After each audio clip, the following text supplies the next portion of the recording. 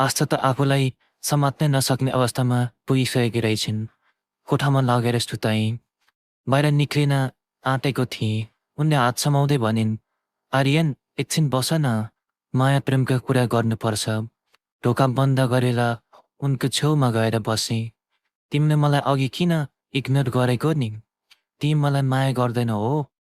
Com on Aryan, love me." "अरे लाज किन बाबा?" उनको आँखामा मादकता छाएको थियो। "हाहा, सुत नक्कली, तिमी होसमा छैनौ, भोलि बोल्छु।" मैले उनलाई सुताउने प्रयास गर्दै भनेँ। "मदहोसी र बेहोसीमै मजा छ भने किन होसमा आउनु? म तिमीलाई आज त होसमा आउनै दिन्न। लभ परेको 2 वर्ष भइसक्यो। केवल मनी, सेयर, मिटिङलाई मात्र टाइम छ। किसिङलाई टाइम नै छैन।" आफ्नो टाउको मेरो नजिकै ल्याइन् र मेरो ओठ चुस्न थालिन्। उनका हात मेरो जिउमा चल्मलाउन थाले। उनको रक्सी गनाउने मुखले गरेको किसले मेरो मादकता बढ्न थाल्यो। उनी बिस्तारै नाङ्गिँदै गइन्। म पनि कन्ट्रोल हुन सक्ने अवस्थामा थिइनँ। "आउनुहोस्, अब कथा सुरु गरौँ। Good morning sir. Happy birthday to you sir. अनि पार्टी कता हो नि?" यस्तै मेसेजको घन्टीले मेरो निन्द्रा खोल्यो। ओछ्यान छोड्न नपाउँदै उपेन्द्रको फोन आयो। अल्छी मान्दै फोन उठाएँ। "जन्मदिनको धेरै धेरै शुभकामना छ। अनि सुन न, आज पार्टीको सब व्यवस्था गर्छु म। भरे 7 बजेतिर आइपुग है मेरो होटलमा।" उपेन्द्र र म करिब 9 वर्षदेखि बिजनेस पार्टनर थियौँ। कम्पनीलाई नेपालको टप 20 कम्पनीमा पार्न हामी दुवैको बराबर हात थियो। उसको नयाँ बानेश्वर चोकमा एउटा घर र एउटा होटल थियो। तर उसले मेरो बर्थडे स्पोन्सर गर्छु जस्तो लागेको थिएन।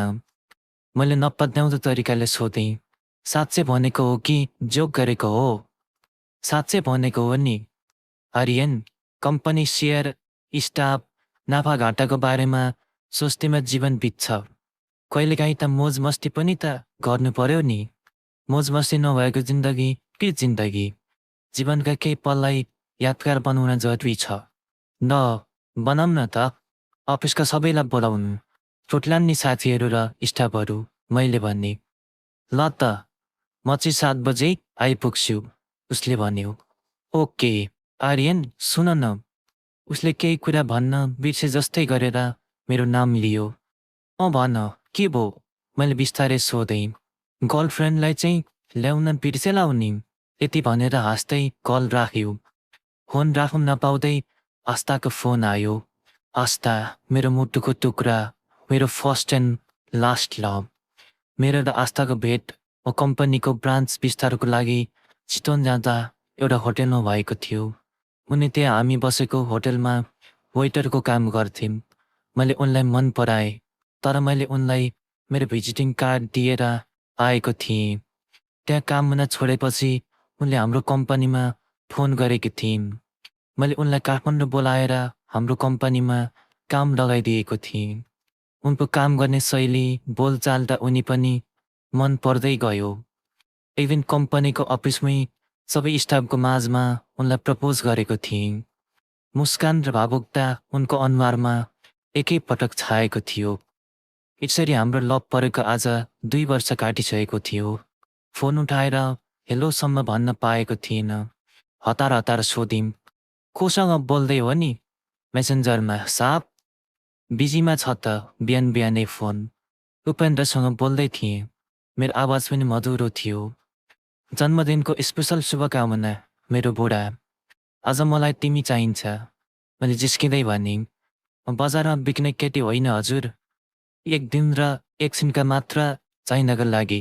तपाईँले म जस्तै एक सामान्य वेटरलाई यस्तो ठुलो कम्पनीमा काम दिनुभयो, मान्छेसँग बोल्न सिकाउनु भयो, जिन्दगीका हरेक दुःख सुख सेयर गर्ने मान्छे बनेर मलाई साथ दिनुभयो।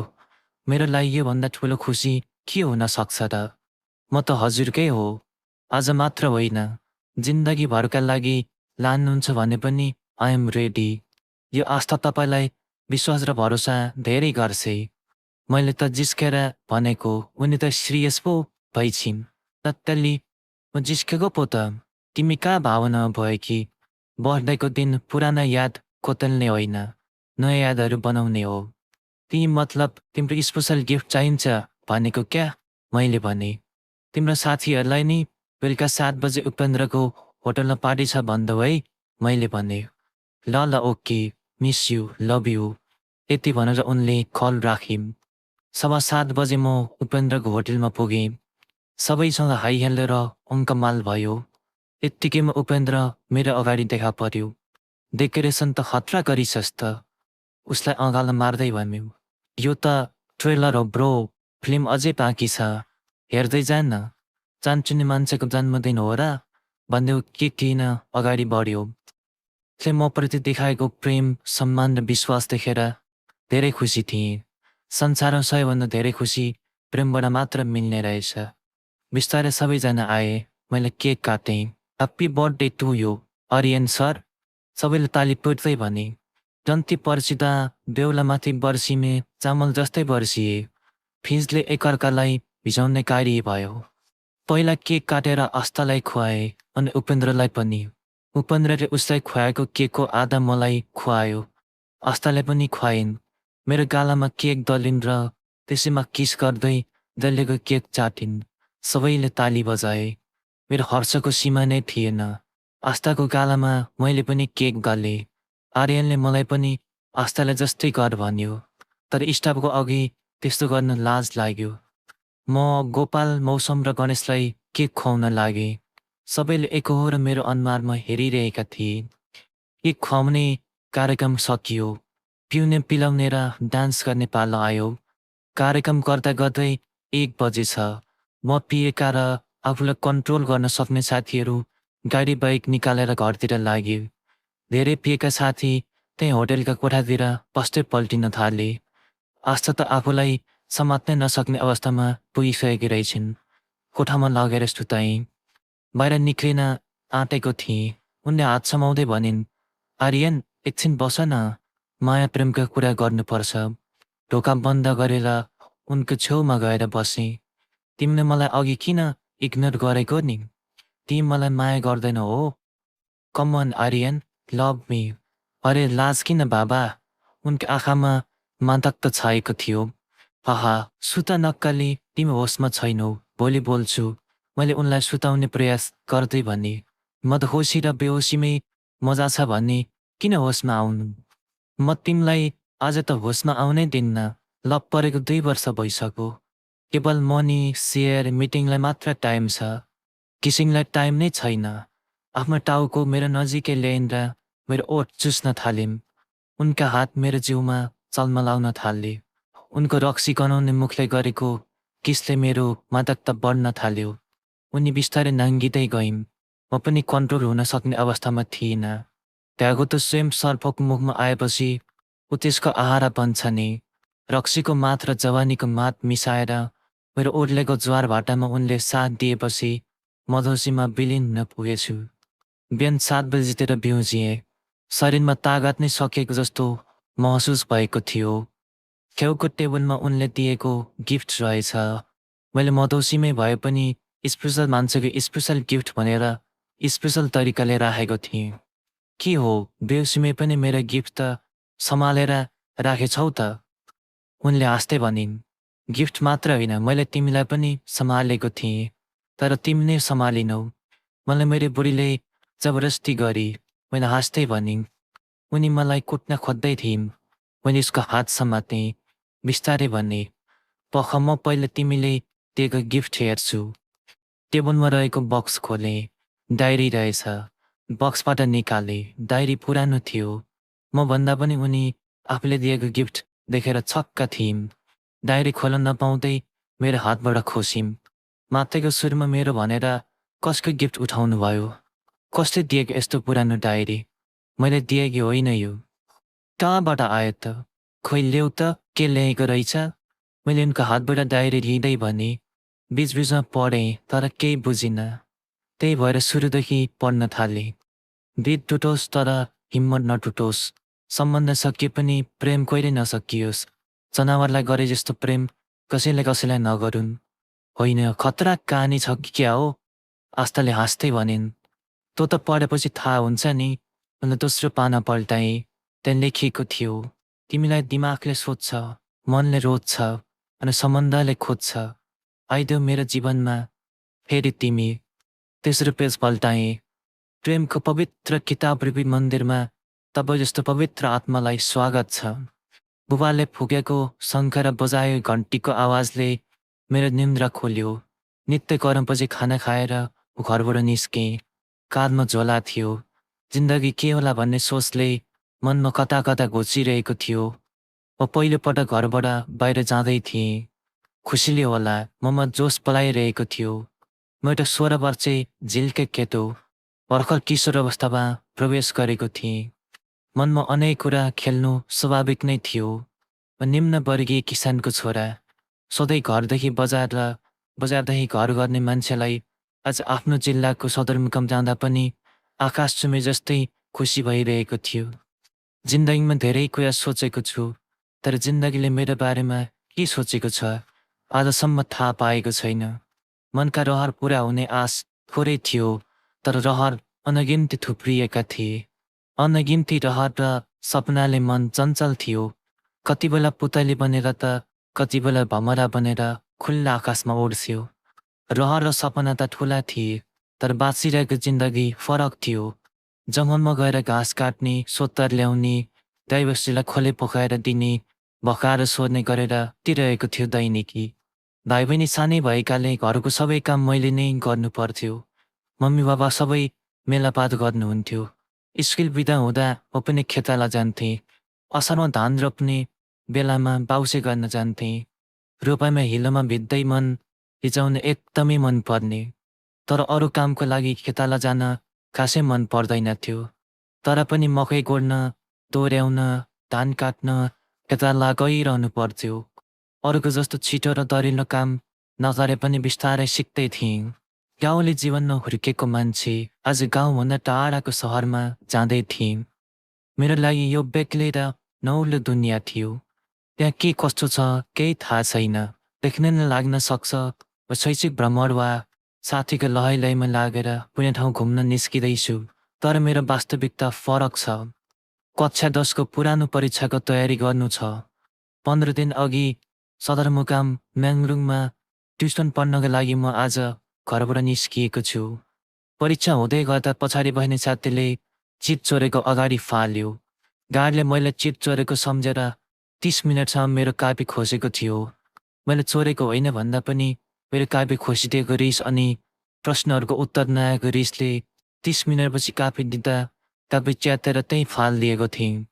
त्यही कारण थियो आज रातदैनी देख्न पाउने पनि। घरबाट अलि पर माथि पुग्दा जेनीलाई भेट्टाएँ। जेनी मसँगै 10मा पढेकी थिए। मेरो मनले पहिलोपटक मन पराएकी केटी। बाल्यकालको प्रेम थियो। मलाई प्रेमको महत्त्व र प्रेम गर्न सिकाउने मेरो प्रेम गुरु थियो। हामी दुईजना विद्यालयमा अरूभन्दा फरक र अलग थियौँ। हामी सधैँ आफ्नै मस्तीमा रमाइरहेका हुन्थ्यौँ। लाइन लगाउँदा, पिटी खेलाउँदा, विद्यालय कक्षा कोठामा सरसफाइ गर्दा अनि खेलकुद र अतिरिक्त क्रियाकलापमा समेत हामी सँगै हुन्थ्यौँ। 1-2 कक्षामा हुँदा चक्लेट छाटेर खायौँ। 5-6 कक्षामा हुँदा बिस्कुट चाउचाउ त 9-10 कक्षामा हुँदा टिफिन सँगसँगै खायौँ। टिफिनमा खाजा कहिले उसी ल्याउँथे र बाँडेर खान्थ्यौँ, कहिले म ल्याउँथेँ र बाँडेर खान्थ्यौँ। दुवैले लगेको दिन साटेर खान्थ्यौँ। हामीले एकअर्कामा भएका सारा चिज हाम्रो सानो मस्तिष्कले भए जति साटेका थियौँ। हामी स्कुल छेउछेउ रहेका घरमा काखुरा चोर्न जान्थ्यौँ। घरबाट कापीको पानामा पोको पारेर ल्याएको नुन खोर्सानीसँग चोबेर मिठो मान्दै खान्थ्यौँ। मेल, अल्चा, जुनार, सुन्तला, अम्मक पनि हामीले कक्षाका 3-4 जना मिलेर लुकेर ढुङ्गाले फोरेर जिब्रो पर्काउँदै वरिपरि बसेर खाने गर्थ्यौँ। पहिला पहिला हेर बुढाबुढी आयो भन्दै हामी दुईजनालाई साथीहरूले जिस्काउँथे। हाम्रो कहिले नछुट्ने साथ देखेर पछि पछि यिनीहरू यस्तै हुन् भन्दै जिस्काउन छाडे। म बेला बेला सम्झन्थे के प्रेम भनेको यही हो? हामी बीच माया थियो वा थिएन? माया त थियो तर त्यो दाजु बहिनीको थिएन, बुढाबुढीको पनि थिएन। त उसलाई साथी मात्र भन्न पनि मनले कहिल्यै दिएन। त्यसैले म उसलाई बेस्ट फ्रेन्ड भन्थेँ। एक दिन मम्मीले जेनीसँग बिहे गर्छस् भने गर, आखिर कुटुम्ब चल्छ र जात पनि मिल्छ, तँलाई सधैँ खुसी राख्छे भन्दामा लाजले रातो पिरो भएको थिएँ। म यस्तै बितेका पलमा हराइरहेको थिएँ। कता हिँडेको हो ढाडे बिरालो, यस्तो चिटिक्क परेर? कि सधैँको जस्तै हाँस्दै भएन, त जस्तो स्किल टप परेन आफू त हिँडेको नि कम पार्दिन नानिरुङतिर यसले आँखा तार्दै मलाई माथिदेखि तलसम्म हेरी हँसिलो मुख बिगार्दै भन्ने हेर परीक्षा दिन हिँडेको अरे सर्टको कलर नै मिलाएको छैन पेन्टको अफिस पनि खुल्ला छ जुत्ताभरि माटो छ उसको बोली सुन्ने बित्तिकै पेन्टको अफिस बन्द गरे ऊ त अघि आफ्नो सरले मेरो जुत्ता पुस्न थालिछे उठी अनि सर्टको कलर पनि मिलाइदिए आज अरू दिनको भन्दा छुट्टै थियो के नयाँ थियो उसले मेरो धेरै ख्याल राख्थे प्राय मेरो कलर मिलाइदिन्थे कलर मिलाउनु वा जुत्ता पुछिदिनु नयाँ कुरा थिएन नयाँ थियो त उसले कलर मिलाउँदै गर्दाको महसुस र आनन्द उसको अनुहारमा सधैँ हुने चमक हराएको थियो उसको मनमा कसैलाई गुमाउनु आँटे जस्तै डर थियो मैले एक पल पनि ढिलो नगरी सोधेँ ओइ मुसी के भयो तँलाई आज अर्कै देख्दैछु त अर्कै रे के भएको छ र मलाई न मेरो सिङ पलाएको छ न पुच्छर उसले मनको कुरा लुकाउँदै झुटो मुस्कानका साथ भने म चाहिँ सिरियस भइरहेको छु ऊ चाहिँ जिस्किन्छ मुसी मनमा नै भने छिटो भन्छस् भने भन् न त रिसाउँछु नि मेरो घोर्को सुनेर ऊ बोली होइन तैँले कसरी बुझ्छस् यार जहिले मलाई पीडाएर खुसी भएको त त मेरो मुटुमा छेस् नि त मेरो मुटुमा बसेकी अनि मुटुबाट निस्कन नसकेकी मान्छे पो त भित्तासँग एक कक्षादेखि 10 वर्षसँगै बिताएको छु यति कुरा पनि थाहा पाउँदैन होला त मैले कुर्क्याएको तरिकाले उसको आँखामा हेर्दै भने ऊ भावुक हुँदै बोली सँगै रोपाइमा अनि मेलापात घाँसताउरा गर्न जाँदा चलेको जिस्केको हाँसेको स्कुलमा एउटा ललिपप पालो चुसेको अनि काँक्रा चोर्दै ढुङ्गा फोरेर खाएको पल कति रमाइला थिए है हेर त अब मैले तसँग चल्न घाँसताउरा गर्न बाख्रा चराउन केही गर्न नपाउने भए अब तैँ नाङलुङ गएर ट्युसन पढ्छस् 15 दिन ट्युसन पढेर परीक्षा दिन्छस् अनि घर फर्कन्छस् तर त घर फर्कदा म घरमा हुन्न ऊ केही बेर रोकी र फेरि भन्न थाली मलाई बाबाले काठमाडौँमा इन्जिनियरिङ पढ्न पठाउने रे हाम्रो घर नबन्दासम्म होस्टेलमा बस्नुपर्ने रे मलाई तसँगै बस्नु मन छ रोपाइमा चल्न घाँसताउरा गर्न मन छ मैले उसलाई पहिला कहिल्यै पनि यसरी भावुक भएको देखेको थिइनँ स्कुलमा सबैलाई हँसाउने जेनी एक्कासी आँसु खसाएको देखेर म पनि भावुक बने हाँस्नेको रुनु जस्तै भयो के भन्नु के नभन्नु के गर्नु के नगर्नु केही सोच्नै सकिनँ मैले आफ्नो मनलाई कन्ट्रोल गर्न कोसिस गर्दै उसका आँसु कुचिदिएँ अनि भने जेनी नरौ न आमाको काखमा आउनुभन्दा पहिल्यैदेखि मसान घाटमा चलेर हाम्रो शरीर सकिएपछि नि हामीलाई माया गरिरहने कोही छन् भने ती हाम्रा बाबुआमा नै हुन् तिमी त ठुलो सहरमा गएर पढ्न पाइरहेकी छौ आफ्नो सपना पुरा गर्न पाइरहेकी छौ हेर जेनी यसरी राम्रो कुरालाई टार्ने र परिस्थितिसँग हार्ने काम कहिल्यै गर्नुहुन्न तिमी ठुलो सपना देख ती सपनालाई जीवनको लक्ष्य बनाऊ सपनाकै बारेमा सोच सपनाकै कुरा गर अनि ती सपनालाई पुरा गर तिम्रो इन्जिनियर बन्ने सपना पुरा हुन लाग्दैछ यसमा तिमी किन निराश हुन्छौ काठमाडौँ घर नबन्दासम्म त समय यतै आउँछौ नि भेट हुँदै गर्छ हाम्रो दिनौ कुरा पनि हुन्छ लो हाँस त खुरुक्क मै हल्का मुस्कुराउने प्रयास गर्दै भन्ने ऊ हल्का हाँस्न खोज्दै थिए मैले उसलाई काउकुती लगाइदिएँ ऊ किटका छोडेर हाँसिँदा भन्ने त्यहाँ मलाई बिर्सिने होइन नि मलाई बिर्सिस् भने मारिदिन्छु नि म त तँलाई त नक्कलीलाई कसरी बिर्सन सक्छु र भन्ने गाला तानिदिए त चाहिँ काठमाडौँ गएर गर्लफ्रेन्ड बनाएर मलाई नबिर्सनु नि उसको अनुहारमा हेर्दै भन्ने अहिले झ्याम्मै दिन्छु नि बनाएको बनाइ हो बिहार त हुँदा हुँदै बिर्सने कुरा त छोडिदे बरु श्वास फेर्न बिर्सुला तँलाई बिर्सन सक्दिनँ मेरो अनुहारमा हेर्दै भन्ने त धेरै फिल्मी डाइलग नहान हेरौँ कस्तै बिर्सने रहेछ म हिँडेको ल उस्ता हेर्दै भने मलाई गममा अङ्गालो हालेर कसक्क कसी यति डर गरी कसी कि उसका कलिला दानाले मेरो छातीलाई छेडेको अनुभूति भयो के गरे कि मैले सोधेँ त मेरो होस् मलाई जे गर्न मन लाग्छ त्यही गर्छु मलाई नरोक उसले नखारा पार्दै भने ल मुसी म गएको अँगालोबाट छोड्दै भने सुन्न ढाडे म तेरो झोला बोकिदिन्छु ल अलि माथिसम्म तै लगाएको गुण तिर्न सक्दिनँ तापनि मेरो झोला समाउँदै भने त मलाई सधैँ ढाडे बिरालो नभन है घुर्की लगाएँ त पनि मलाई मुसी नभन् उसले पनि घुर्की लगाए भन्छु म त मैले मस्का लगाएँ म पनि भन्छु उसले पनि मस्का लगाए मुसालाई बिरालोले खान्छ थाहा छ कि छैन तँलाई मैले जिस्काउन खोजेँ लु खाँदा कसरी खाँदो रहेछस् म बिरालोलाई नै खान सक्ने मुसो हो ऊ हाँस्न थाली। मैले नि हाँसेर साथ दिएँ। मैले फेरि सम्झिएँ म उसको झोला जति गरौँ भए पनि घरदेखि स्कुल मुन्तिरसम्म बोकिदिन्थेँ। अनि स्कुल पुग्न आँटेपछि उसलाई दिन्थेँ। कहिलेकाहीँ साथीहरूले मेरो नि झोला त बोक्दैन हो भरिया भन्दै जिस्काउँथे। स्कुलको झोला त बोक्न नसक्ने त मुसी मेरो झोला के बोक्न सक्छ र म जिस्किएँ। आफै त बोक्थिस् नि बल देखाउनलाई। मैले झोला बोक्थे त भन्दिनँ थिएँ त गोक्तेलाई। कहिले भनेको सुनिनस् झर्के त झोला तानेर आफ्नो काँध भिर्दै भनी। हाँसै गरुङ्गो छैन त झोला किता त भोरिनस् नि। छैन बिर्सेको फेरि बिरालोले मुसालाई अत्याचार गरो त भन्दैनस् नि। मैले उसलाई जिस्काउँदै भने। तैँले बिहे गरिस् भने मलाई बोलाउँछेस् नि। मलाई जुमको इसारा गर्दै बोली। बोलाउँछु नि हो मुसी त नबोलाइ बिहे गर्छु त म त ब्रह्मचारी नै बस्छस् जस्तो लाग्छ मलाई त मुस्कुराउँदै भनी। किन नि आश्चर्य मान्दै सोधे। अलि बाङ्गो बन्न हो ढाडे त धेरै सिधा भइस् क्या। जङ्गलमा सबैभन्दा पहिले सिधा रुख नै काटिन्छ थाहा छैन। मैले उसले भनेको कुरा नबुझे पनि सुनिरहेको थिएँ। ऊ फेरि बोल्न थाली। त्यो मेरो चिन्ता धेरै लाग्यो। यसो म बाहेक कोही अरू केटीसँग नि बोल्ने गर कुराकानी गर साथी बना। कति सोझो बन्छस्। हेर त बाहिर कति राम्रो राम्रो चरीहरू छन् फुलहरू छन् अनि फुलभन्दा राम्रा केटीहरू छन्। यति बोलेर ऊ रोकी। ए बल्ल उसले भनेको कुरा बुझे। ऊ आफूभन्दा बाहेक अरू पनि केटी साथी बनाओस् भन्ने चाहन्थे। उसले यो कुरा कक्षा 8देखि भनेकी थिए। तर म भने ऊ बाहेक अरू केटीसँग बोल्न लजाएको हो कि किन हो। सबै साथीको खुसी र साथ उसले दिएर हो वा अरूले बोलाउँदा पनि बोल्दिनथे। कोही केटी साथीहरू त घमण्डी भन्थे। हेर मुसी अर्को पटक तँलाई भेट्न साथ प्रेमिका बनाएर देखाइदिन्छु। मैले धाक दिँदै भने। उसले केही नबोलेर ओठ लुपारी। म त सानैदेखि सँगै छु र पो बोल्छस्। अरू केटीको अगाडि जाँदा पेन्टमा मुत्ने डर सुरुवालले जिया बनाउँछ अरे हाँस्दै भन्ने। मलाई च्यालेन्ज दिइरहेको हो या चेतावनी मलाई थाहा थिएन। स्कुलको साथीका कुरा गर्दै घरदेखि आधा घन्टा टाढा रहेको तारै भेरको चौतारीमा पुग्यौँ। एकछिन शीतल हावा खाँदै चौतारीको पिपलको रुख मुनि बसौँ। छुट्ने बेलामा उसले बोकेको झोला लिँदै भन्ने। अब जाला जेनी त फेरि बुवाले कराउनुहुन्छ। उसले एक दुई पटक नाइ भन्दै थिए। दुई तिन पटक सम्झाएपछि ल भने। मेरो अनुहारमा हेर्दै बिस्तारै भन्ने। ओइ मलाई कहिले नबिर्सने कसम खा त।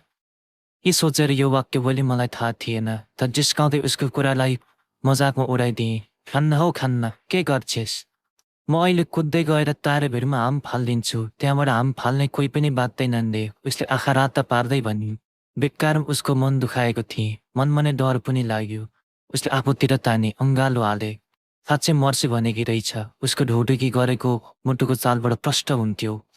मेरो आँखामा आँसु भरिएको थियो। उसले नदेख्ने गरी आँसु पुस्दै भने लक्कली जिस्कदा पनि कस्तो कुरा गरे कि तँलाई कहिले बिर्सने छैन तेरो कसम। तर तैँले पनि अबदेखि मर्ने कुरा गर्न पाउँदिनस्। मेरो कुराले उसको अनुहार उज्यालो भयो। मुस्कुराउँदै भनी बचपन का प्यार मेरा भुल नै जाना है। ओके मुसी अब घर जा ल। ल ऊ चौताराबाट तल पुग्दा समेत miss you take care bye भन्दै कराउँदै थिए। मैले अर्को पाना पल्टाउन आँटेको थिएँ। उनी बिचैमा बोलिन् र देख्नुभयो त दुवैजना अलग भए। अब अगाडि भेट हुँदैन। पीडामा दुवै तडपिन्छन् अन्तिममा भेट हुन्छ। ती पुरानो फिल्म जस्तै कहानी। उनी हाँस्न थालिन्। उठ लुगा लाऊ तिमीलाई पुरा कहानी थाहा भइसक्यो भने के सुन्छौ त। दुवैको भेट नहुन नि सक्छ। सचिनको अर्कैसँग लभ पनि पर्न सक्छ। अलिकति कहानीले सबै कहानी थाहा हुँदैन। पुरा थाहा पाउनु पुरा पढ्नुपर्छ। लुगा लगाउनुको साटो मेरो हातबाट डायरी खोसिन्दा खाटा पल्टाल्दै भनिन्। अब म पढ्छु नि तिमी सुन। नाइ बाबा ना तिमी नपढ्नु मै पढ्छु। भन्ने चिजमा केही छैन। जे छ हाइमा छ भन्ने अघि बुझेनौ। के हो तिमी अब कहानीमै पस्न थालेको। कहानीमा पसेर हरेक क्यारेक्टरलाई फिल गरेर पढ्दा त मजाले बुझिन्छ नि कहानी।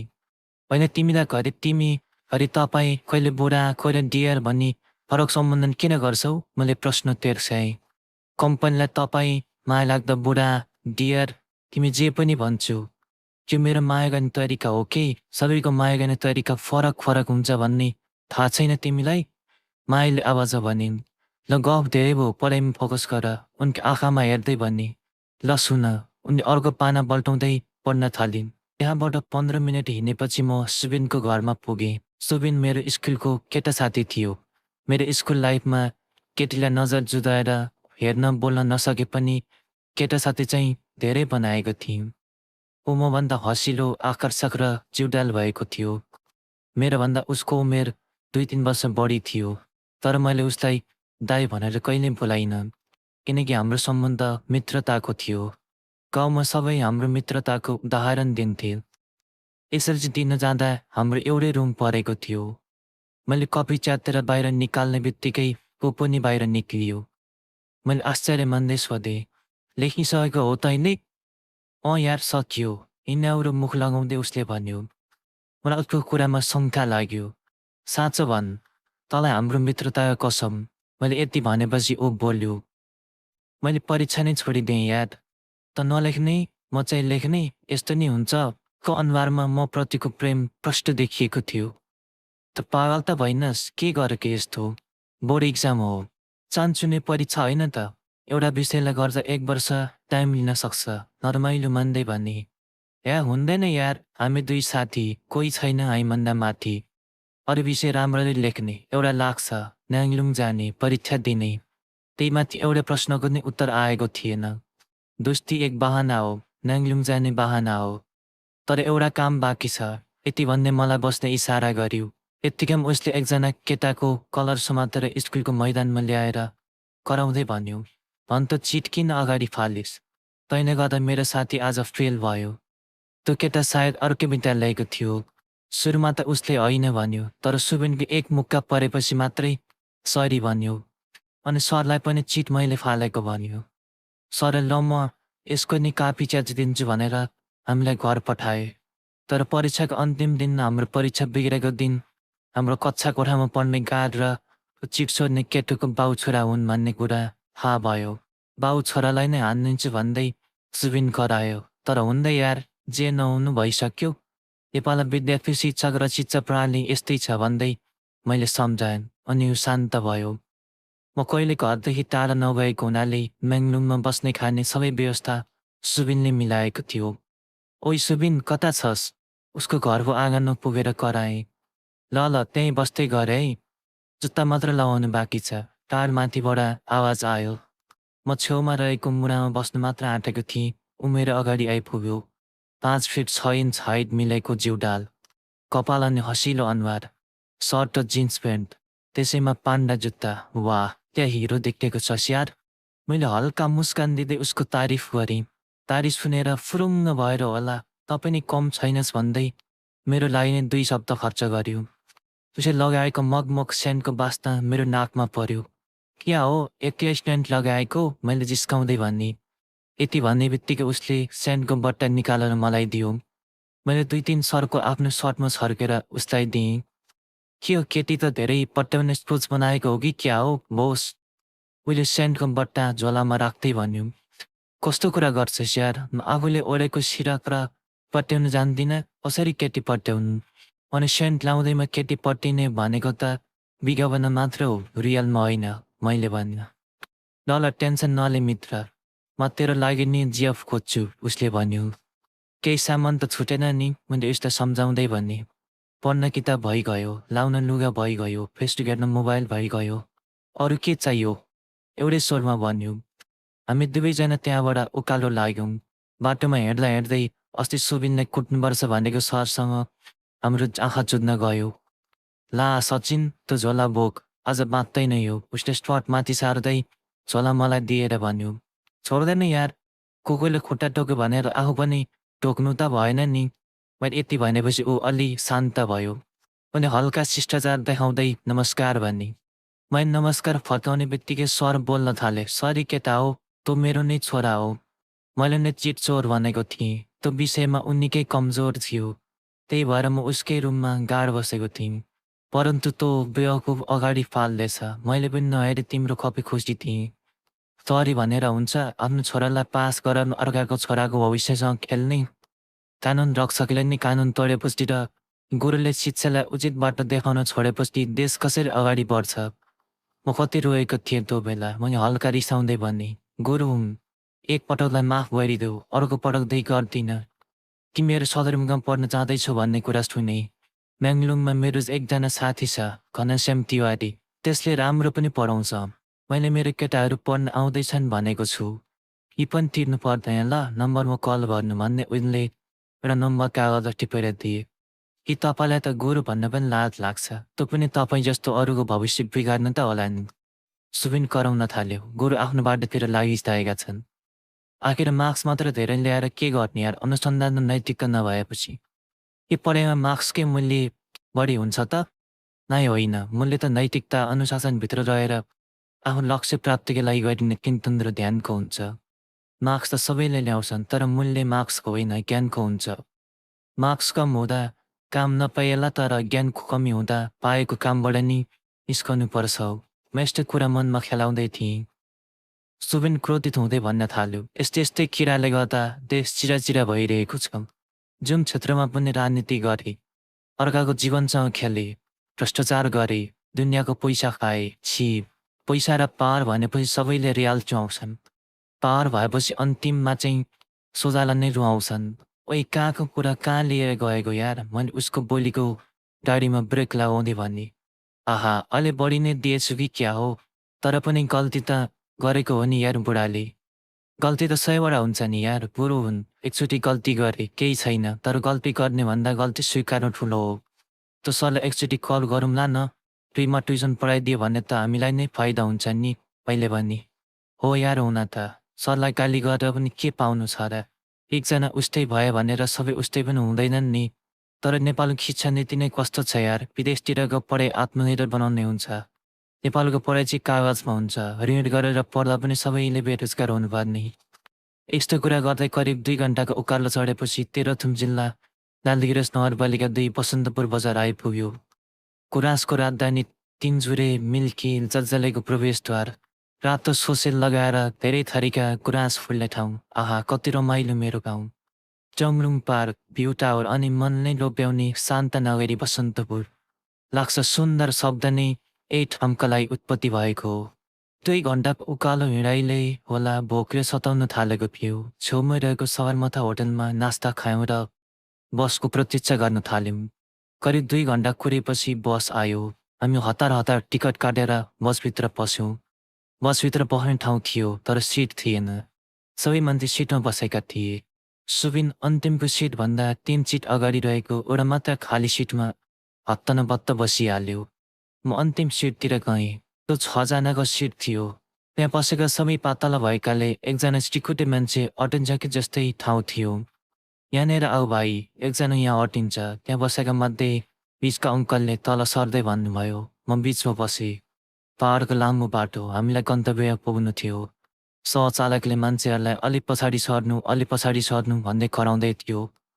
गाडीमा उभिएका मान्छे अब त गाडी भरियो, जाउँ न हो भन्दै कराउन थाले। कति मजाले मान्छे खाँदै गयो खलासीले। यसरी त मेरी मुमाले गुन्द्रुक पनि खानु हुँदैन थियो होला। धन्न मैले चाहिँ बस्ने ठाउँ पाएँ।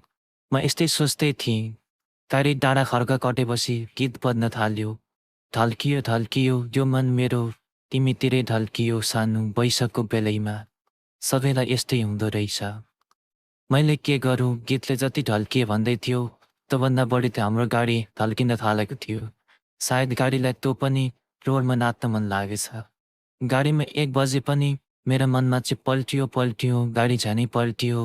वर्षाको बेलैमा नेताले बाटो बनाउन बजेट खाए, मैले के गरूँ भन्ने गीत खन्किएको थियो। पाहाडको बिग्रेको कच्ची बाटो, त्यहाँ माथि हिल हो। त्यत्तिकैमा अघि मलाई सिटमा बस्न बोलाउने अङ्कलले कुरा थाल्नुभयो। कताबाट नि भाइ तिमी? म्याग्लुङ। अनि तपाईँ? म पनि म्याग्लुङसम्म नै हो भाइ, उत्तर आयो। हामीबीच सामान्य औपचारिक कुरा भयो। उनी म्याग्लुङको दिपज्योति बोर्डिङ स्कुलमा पढाउँदा रहेछन्। गाडीमा मजालाई कुरा गर्ने मान्छे र ससुरालीमा साली भाग्यमानीले मात्र पाउँछन् भन्दै हो रहेछ। कुरा गर्दै राजधानी पुगेको पत्तै नहुने भयो भन्दै थिए। तर सर कुरा गर्दा गर्दै निदाए। मैले पनि जबरजस्ती आँखा चिम्म गरेँ, तर निदाउन सकिनँ। आँखा बन्द गर्दा छुट्टै आवाज भयो। बिस्तारै आँखा खोले। तल्लो साइडसित बस्ने मार्क्सवालीको कपालले मलाई छोइरहेको थियो। उसले मार्क्स हटाएकी थिइनँ। उसलाई हेर्ने कोसिस गरेँ, तर सकिनँ। 1-2 पटक आँट गरेँ। ऊ तल्लो साइडतिर फर्किएकी थिए। उसको अनुहार देख्न सकिनँ। जेनी भन्दा बाहेक अरू कुनै पनि केटीसँग यति नजिक भएर बसेको थिइनँ। मलाई उसको अनुहार हेर्न नि लाज लाग्यो। उसको र मेरो खुट्टादेखि कुमसम्मको एक बाटो टाँसिएको देखेँ। म लाजले भुतुक्क भएँ। तहरको बिग्रेको बाटो, हिलो, त्यसमाथि अन्तिम सिट, गाडीले उफार्न छाडेको थिएन। क्या गजब छ यो गाडी। गाडीभन्दा गजबको कुरा भित्र सिटमा भइरहेको थियो। गाडीले उफार्दा त्यो केटीसँग कुम र तिग्रा ठोक्किरहेको थियो। उसरी यसरी स्पर्श हुँदा कुन केमिकल बडीमा भइरहेको थियो थाहा नै भएन। मुटुमा भने एक किसिमको कम्पन उत्पन्न भएको थियो। म केटीदेखि टाढा भाग्ने, छेउमा बस्न पनि डराउने मान्छे। आज उसको स्पर्शले जोस आएको थियो। गाडी लसुने बजार पुग्यो। लसुन स्तम्भ नजिकै रोकियो। अब गाडी खाली हुने भयो। यसरी गुम्सिएर गर्मीले पाखेर बस्नु नपर्ने भनेर सोचेर खुसी हुन थालेँ। तर मेरो खुसी तब चकनाचुर भयो। तब लसुनेमा झर्ने भन्दा चढ्ने यात्रु धेरै भए। गाडी अहिगो भन्दा झन् ब्याग भयो। तुलसीपुरमा म जाँदाखेरि भेट भयो। गजबको तन्तेरी मलाई हेऱ्यो मजाले। क्री भन्यो ए नानी गाजाले, म मरे लाजाले। गाडी गीत भन्काउँदै त्यहाँबाट हिँड्यो। अङ्कललाई पनि निन्द्राले छोडेछ क्यारे। नयाँ नयाँ कुरा निकाल्न थाल्नुभयो। अङ्कलको कुरा सुनेर जस्तो गरे पनि मेरो ध्यान र दृष्टि नजिकै बसेकी उनीमा थियो। मलाई पहिलोपटक उनीसँग बोल्न मन लाग्यो। कतासम्म हो तपाईँ, कति बज्यो? यस्तै प्रश्न सोध्न मन लाग्यो। तर म भित्रको लाज भन्ने चिजले फेरि पनि भुतुक्कै बनायो। खराब बाटोले मेरो मनलाई पनि खराब बनाइदिएछ क्यारे। मैले थाहा नपाउने गरी गाडी हल्लिएको बाटोमा घुँडा कुम र खुट्टाले उनीहरू हिर्काउन थालेछु। वाउ, क्या मजा टाइपको फिलिङ आइरहेको थियो। आँखाले उनको अनुहार हेर्न नसके पनि, मुखले बोल्न नसके पनि हात खुट्टा कुम आदिले पुरै चकचक गर्दै थिए। मन खुसी भएको थियो। खुसीको सीमा एक्कासी बढ्दै पनि थियो। उनी पनि मलाई बिस्तारै बिस्तारै छुन थालेकी थिइन्। मलाई घुँडाले एकपटक छुँदा उनी दुई पटक छुन्छन्। एकपटक कुमले छुँदा उनी दुई पटक मलाई कुमले छुन्थिन्। मैले तिग्रा आफ्नो तिग्राले छुँदा उनी जानी जानी तिग्राको घर्षण गरिदिन्थिन्। मेरो भन्दा बढी त उनका अङ्गहरू मसँग जिस्किन थालेका थिए। एकचोटि उनले अन्जानमा हो कि जानी जानी हो मेरो तिग्रामा हात राखिन्। त्यति बेला गाडीले ब्रेक हान्दा उनको हात चिप्लिएर मेरो युराङ्गतिर आइपुग्यो। उनले एक सेकेन्ड पनि ढिलो नगरी आफ्नो हात तानिन्। उनले जाने नजानी यस्तो गर्दा मनमा नै आशा उठिरहेको थियो। मनको कुनामा लाज पनि लागिरहेको थियो। गाडी जिरी खिम्ती हुँदै अगाडि बढिरहेको थियो। हामी ओर्लिने ठाउँ पनि आइपुग्न लागेको। उसले त्यसरी जानी जानी छुँदा म उतिर हेर्न पनि नसक्ने अवस्थामा पुगेको थिएँ। मेरो मनलाई धेरै कुरा बोलिरहेको थियो, तर मुख चाहिँ चुप थियो। सायद मुखभन्दा धेरै मनले बोल्ने अवस्थामा नै होला, इतर अवस्था भन्ने। नत्र म त केटी छ किन बोल्न सकिरहेको छैन। त्यो केटीको ठाउँमा जे नि भएको भए म कति जिस्किन्थेँ होला, कति चल्थेँ होला, कति धेरै बोल्थेँ होला। गाडी गन्तव्य स्थानमा पुगिसकेछ। गाडीमा हम तुमसे ना कुछ के पाए, तुम हमसे ना कुछ के पाए भन्ने हिन्दी गीत बजिरहेको थियो। लाग्छ त्यो गीत मेरै अहिलेको परिस्थिति देखेर गाइरहेको हो। गीत अनि गाडी दुवै एकचोटि रोकियो। गाडीबाट यात्रु धमाधम ओर्लिन थाले। र ठाउँ आइपुग्यो है ओर्लिने, सुविनले मतिर हेर्दै भन्यो अनि झोला बोकेर ओर्लियो। म पनि त्यो केटीको अनुहार हेर्छु भन्दै गाडीका 3-4 मान्छेलाई पेलले अलिक छिटो ओर्लिएँ। हामी गाडीको हर यात्रुको अनुहारमा उनलाई खोज्दै बसको ढोकातिर हेरिरहे। तर मलाई भाग्यले साथ दिएन। उनी ओर्लिने मान्छेको होलमै हराइन्। म म्याङ्लुक भन्ने ठाउँमा आइपुगेको थिएँ।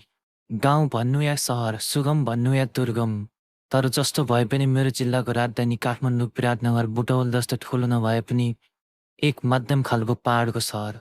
ठुला बिल्डिङ, चिसो र मिठो हावा भएको ठाउँ रहेछ। आफ्नो गाउँ सहरभन्दा बाहिर कुनै ठाउँ छ होला भनेर सोचेको थिइनँ। आफ्नो जिल्लाको सरुगाम पुग्दा मलाई पृथ्वी ठुलो छ भन्ने कुरा आभास भइरहेको थियो। यस्तो बेला होटल कता छ थाहा रहेनछ। उसले त्यहाँ छेउको पसलमा सोध्यो। 5 मिनट जति पर छ अरे भन्दै बाटो लाग्यो। म पनि उसको पछि पछि लागेँ। हामी जुन बाटो गइरहेका थियौँ त्यो बाटोमा गाडीमा मेरोसँग बस्ने केटीको कुर्ता देखेँ।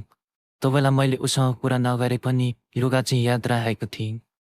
पहेँलो कुर्ता, निलो जिन्स प्यान्ट अनि स्ट्रेट गरेको कपाल। आहा, पछाडिबाट हेर्दा त यति राम्री छिन्, अगाडिबाट झन् कस्ती होलिन्। छिटो छिटो पाइला चाल्दै थालिन्। उनी हामीभन्दा 5-6 मिटरको दूरीमा थिइन्। म उनलाई प्रहरीले क्रिमिनललाई पिछा गरे भन्दा मजाले पिछा गरिरहेको थिएँ। त्यत्रो यात्राभरि केही बोल्न नआएको आँट अहिले आएको थियो। मनलाई शान्त पार्दै एकचोटि त उनको अनुहार हेरेर आँखालाई पवित्र पार्नु पर्यो भनेर म सुबिनलाई छोडेर अलि अगाडि कुद्न आँटेको मात्र के थिएँ, सुबिनले मेरो हात च्याप्प समात्यो। "ओइ कता, छेउतिर हेर्न।" बहेन्डम आइपुग्यो। मैले छेउतिर हेरेँ। गाउँको भन्दा फरक सिमेन्ट र इँटा लगाएर बनाएको 3 तल्ले सुन्दर घरको अगाडि प्रेक्स बोर्डमा लेखिएको थियो लाली गुराँस होटेल। मैले होटलतिर हेरेको बेला केटी त हराइ छ। मौका चिप्रियो भन्दै आफैसँग आफै रिसाएँ। अङ्कलले हामीलाई रुमतिर लिएर जानुभयो। पल्लो तलाको पहिलो रुम, 2वटा खाट, खाटमाथि मिलाएर राखेको सिरक अनि एउटा टेबल। कोठा एकदमै सुन्दर थियो। मैले कोठाको झ्याल खोलेँ। एक झोक्का मन्द हावाले मलाई छुँदै कोठाभित्र पस्यो। झोला बिसाएर हामी प्रेस भई बाहिरको हावा खान निस्क्यौँ। केही परतिर सिंहवाहिनी माताको मन्दिर रहेछ। रातको समय भएकाले मन्दिर बन्द थियो। बाहिरबाट दर्शन गरी टोरीखेलतिर झऱ्यौँ। टोरीखेल मासतिरको बेकरीमा धेरै किसिमका केक आइटम खायौँ। साह्रै मिठो लाग्यो। आजसम्म मैले त्यति मिठो चिज खाएको थिइनँ। सुबिलले एउटा रिचार्ज कार्ड किन्यो। रात परेकाले खाना तलै खाएर रुममा गयौँ। थकान लागिरहेको थियो। दुवैजना खाटमा पल्ट्यौँ। सुबिन उसकी प्रेमिकासँग बोल्न थाल्यो। यत्तिकैमा जेनीको फोन आयो। "ओइ ठाडै, कति बेला पुगिस्? फोन गर्नु पर्दैन पुगेपछि?" "गर्न आँटेको थिएँ, तैँले गरिहालिस्?" 4 बजेतिर पुगेको। "अनि कस्तो भयो त यात्रा?" उसले प्रश्न तेर्स्याई। यात्रामा अघि भएको सबै कुरा सुनाउन मन लाग्यो। तर के आफ्नो बेइज्जत आफै गर्नु भन्दै सुनाइन। राम्रै भयो मात्रै भन्ने। "बाटो कस्तो रहेछ?" उसले सोध्यो। "तेरो थोप्रा जस्तै सबै बिग्रिएको छ," हाँस्दै भन्ने। "के रे?" "मेरो थोप्रा जस्तो रे, टाढा भयो भन्दैमा निउ खोज्न थालिस् होइन?" "पख, भेटौँ न, म तँलाई चाहेको छु।" "अख, तेरो पनि थोप्रा त्यही बाटो जस्तै बिगारिदिन्छु, हु तात्ती।" "ल नरिसा न, जिस्केको क्या? के गर्दैछस् नि?" "पर्सि काठमाडौँ जाने तयारी गर्दैछु, लुगा प्याक।" "ल ल मुसी, शुभयात्रा है," मैले भने। "तँलाई पनि परीक्षाको शुभकामना। यो पटक चाहिँ कफी च्यातेर नहिँड्नु नि। फेरि कफी च्यातेर आयो भने घरभित्र पस्न नि दिँदैन," मैले भन्यो। "अनि सुबिन खोइ नि?" सुबिनको चासो राखे। "प्रेमिकासँग मस्किँदैछ। देखिस्, गर्लफ्रेन्ड बनाउनु कति फाइदा हो। म गर्लफ्रेन्ड ढिलो बनाउँछु तर कडा बनाउँछु, हेर्दै जान।" "कडा होइन, मन नरम भएकी बना, नत्र तँलाई हेपेर मार्छे। अनि घरमा कल गरिस् त?" ऊ बोली। "अब गर्छु।" "ल ल बाई, म गएको।" उसलाई कसैले बोलाएको आवाज आयो। "ल ल बाई।" उसले मोबाइल उम्मा गर्दै फोन राखी। मैले मम्मीलाई कल गरेँ। मम्मीको हेल्लो शब्दले नि सबै थकान गायब भयो। साँच्चै कति तागत हुन्छ है आमा शब्दमा। मैले आफू पुगेको खाना बस्न राम्रो सुविधा भएको र चिन्ता नलिनु भन्दै कल राखेँ। सुबिन भने अझै मेरो बाबुले खाना खायोमै अड्किरहेको थियो। मेरो पनि कोही केटीसँग लभ पर्नु नि भन्ने कुराहरू मस्तिष्कको वरिपरि सधैँ खेलिरहन्थे। त लजाउने स्वभावले केटीसँग टाढा भाग्थेँ। गाडीमा भएको मिठो स्पर्श र सुन्दर पललाई सम्झिँदै निदाउने प्रयास गरेँ। जिउ पुरै गले पनि सुबिनको आवाजले आँखामा निन्द्रा परेन। बेला बेला योसँग सुत्नुभन्दा त घरको भैँसीसँग सुत्नु पाए नि हुन्थ्यो जस्तो लाग्थ्यो। "तिमी पनि एक्लो होइन सानो, अधुरो हुन्छु म। साँच्चै तिम्रो मायाले सिकायो यार मलाई सबै कुरा। केही समय देऊ। तिमीले मलाई गर्ने माया भन्दा धेरै माया गर्ने बन्नु छ। तिम्रो हाँसो छुरी हो प्रिय, त्यही भएर मेरो पराब जस्तो मन पग्लिएर पानी बन्न नि लाखौँ आफ्ना छन् तर तिमी मात्र आफ्नो जस्तो लाग्छ। तिमीसँग नाचेको, सँगै घुम्न गएको, आहा कति रमाइला थिए है ती पलहरू। जानु लभ यु, सानो मिस यु, आम्मा। होइन, यस्तो कुरा कसले सिकाउँछ यसलाई? बोर भइसके, पाकिसके यसको कुरा सुनेर। जति बोर भए नि जति पाके पनि मेरो मन भरिएको थिएन। मेरो मन पनि कोही केटी साथी होस्, कुरा खोल्न पाऊँ, माया गर्न पाऊँ भन्थ्यो। बेला बेला मसँग किन कसैको लभ पर्दैन हो भन्दै आफै रुन खोज्थ्यो। बिचारा मन, नरोस् पनि कसरी। रूप छ, रङ छ, शरीरको सबै अङ्ग छ, दिल पनि सफा छ। तर लभ नै पर्दैन, किनकि टाइम नै खराब छ। रूप र रङले केही नाप्दैन, माया त ढङ्ग पो चाहिन्छ। सुबिनले मेरो कानको कुरा बुझे जस्तै गरी कल राख्दै भन्यो। प्रेम, खोइ किन हो यो शब्द सुन्ने बित्तिकै मेरो मन आजकल पुरुङ्ग हुन्छ। "ओइ सुबिन, मलाई तेरो लभ स्टोरी सुना न। कस्तो सुन्न मन लाग्यो?" मैले जिस्काँदै भने। "ल ल सुन।" "खै पानी ल्याउ न त।" उनले छेउमा रहेको पानीको बट्टातिर इसारा गर्दै भनिन्। "अब तपाईँ पढ्नु, म त गलेँ। पढ न, म सुन्छु," जिद्दी गर्दै भने। "पढ्नु न।" मलाई पुरै कहानी थाहा भइसक्यो। औ सुबिनको प्रेमिका चाहिँ अघि सचिनले गाडीमा देखे केटी हुन्छ। आफूले मन पराए केटी सुबिनको प्रेमिका हुँदा दोस्ती टुट्छ अनि जेनीले सचिनलाई प्रपोज गर्छ। त्यो भयो। पढ्न अल्छी लागेपछि जे पनि बहाना बनाउने। पढ्न अल्छी लागेपछि पढ्न थालेको किताब पनि पढिसकेको देखिन्छ भन्थे। हो रहेछ। उनको हातबाट दाहिर हिँड्दै भने, त्यस्तो होइन कि बुढा, म गर्ले नि त। तपाईँ एकछिन पढ्नु न अनि म पढ्छु। ल ल नक्खुली, धेरै चिप्लो नगर्छ, ल सुन। मैले अर्को पाना पल्टाएँ। यो कथाको अर्को भाग लिएर छिटै आउनेछौँ, प्रतीक्षा गर्नुहोला। कथा राम्रो लाग्यो भने एक लाइक अवश्य गर्नुहोला। केही प्रतिक्रिया भए कमेन्ट गर्नुहोला। हवस् त, धन्यवाद। कथामा रुचि राख्नुहुन्छ भने स्क्रिनमा देखाइएका कथा सुन्न सक्नुहुन्छ।